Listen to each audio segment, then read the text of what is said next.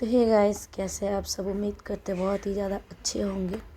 स्वागत है आप सभी का हमारे यूट्यूब चैनल यस.प्योर ब्लॉग पे। हम अच्छे हैं अभी तो नहीं बोल सकते हैं।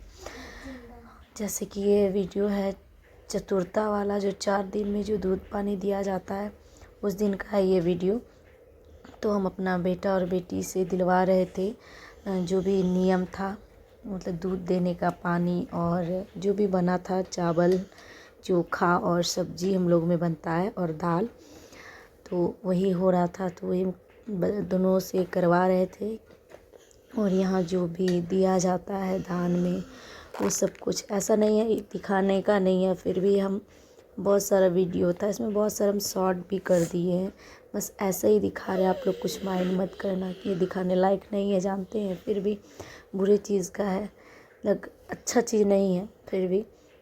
और जैसे कि ये देखो, मेरी बेटी का उंगली दब गया था दरवाजे से, तो बहुत ज़्यादा ये रो रही थी। ये उसी रात का है, बहुत ज़्यादा रो रही थी और डॉक्टर भी नहीं थे। रात में 9-10 बजे हुआ था। और फिर ये मेरी मम्मी जो कपड़ा भेजी थी मेरी जेठानी के लिए वो है, और ये जो हम लोगों को दी थी मेरी मम्मी वो सब कपड़ा है।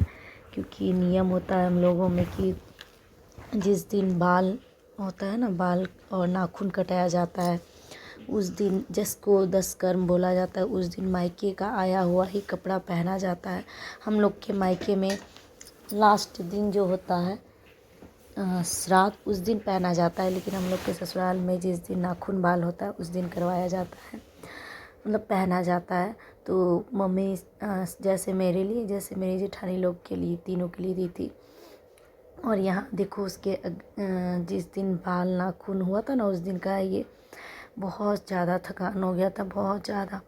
और बाल वाल धो के, नाखून उखून कटवा के, नहा धो के ये दूसरे के छत पे हम लोग को कपड़ा सुखाना पड़ा था, क्योंकि हम लोग के छत पे टेंट लग रहा था। और उसके बाद ये नेक्स्ट डे वाला है, 11वीं दिन जो होता है, एक शांति जल आता है जो छिड़का जाता है हर जगह।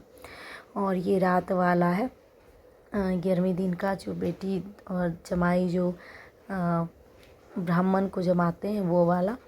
और उसके बाद देखो, उसके अगले सुबह जिस दिन लास्ट क्रिया था, उस दिन मेरा इतना तबीयत ख़राब हो गया रात से ही कि मतलब वोमिटिंग बहुत ज़्यादा लग रहा था, और मतलब बंद ही नहीं हो रहा था, ऐसा लग रहा था। और पेट में दर्द। तो सुबह सुबह फिर हम चले गए डॉक्टर के पास, क्योंकि रात में दिन भर ऐसे श्राद्ध का काम हो रहा था, रात में भोज था। तो फिर हम जाके इंजेक्शन लगवाए वहाँ पे, ताकि हम ठीक रह सकें। और फिर घर आए। फिर यहाँ पे जो भी है अगले दिन में, जो लास्ट श्राद्ध के दिन जो होता है, वो मेरे पापा लोग छांट रहे थे सामान, क्या जाएगा घाट पे क्या नहीं जाएगा। फिर यहाँ देखो, यहाँ पे हो रहा था श्राद्ध। मेरे ससुर जी का आत्मा बहुत ही ज़्यादा पवित्र था, ये तो मानना पड़ेगा। क्योंकि आज तक किसी का भी काली मंदिर में ना श्राद्ध हुआ ना भोज हुआ है, किसी का भी नहीं। ये पहले मेरे ससुर जी ऐसे थे जिनका श्राद्ध हुआ है यहाँ मंदिर में, और भोज भी हुआ है यहीं पर। क्योंकि मेरे ससुर जी जो थे ना, वो अक्सर काली मंदिर में ही बैठते थे ज़्यादातर, और काली माँ के नाम का जयकारा लगाते थे। शायद इसलिए माँ ये सौभाग्य दी, पता नहीं हम लोग को ये सौभाग्य होगा नहीं होगा नहीं पता, बट माँ उनको सौभाग्य दी। और यहाँ पे जो ब्राह्मण को हम लोग लास्ट दिन जमाते जो देते, वो छांट के रख रहे थे। छांट के मतलब कि 12 ब्राह्मण था, तो 12 धोती जो भी देना है उसको प्लास्टिक में करके रख रहे थे। और यहाँ पे ब्राह्मण लोग को हम खाना दे दिए थे, अपने हाथ से परोस दिए थे। फिर हम चले गए छत पे, पंडित जी थे छत पे, तो उनको भी खिलाना ज़रूरी था, क्योंकि जब तक पंडित जी नहीं खाएंगे तो जग संपन्न नहीं होगा। तो हम यहाँ पे सभी लोग थे, तो हम चले गए पंडित जी को देखने के लिए कि पंडित जी को क्या लगेगा क्या नहीं।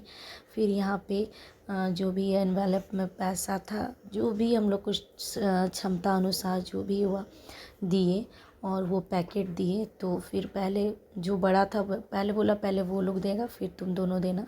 फिर उन दोनों को देने के बाद मेरे हस्बैंड दिए, और मेरे हस्बैंड के देने के बाद हम दिए थे सबसे लास्ट में। और प्रणाम करते गए सबको कि आशीर्वाद देते हुए जाइए।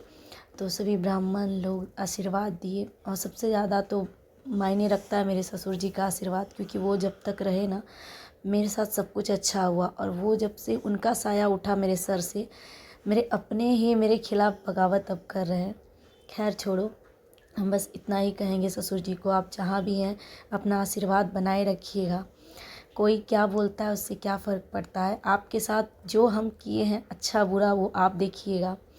क्योंकि देखो भगवान और जाने वाला ही जानता है। लोग तो बहुत कुछ कहते हैं, चमड़े का मुँह है, कोई कुछ भी बोल देगा, उससे कोई मायने नहीं रखता है मेरे लिए सब बात।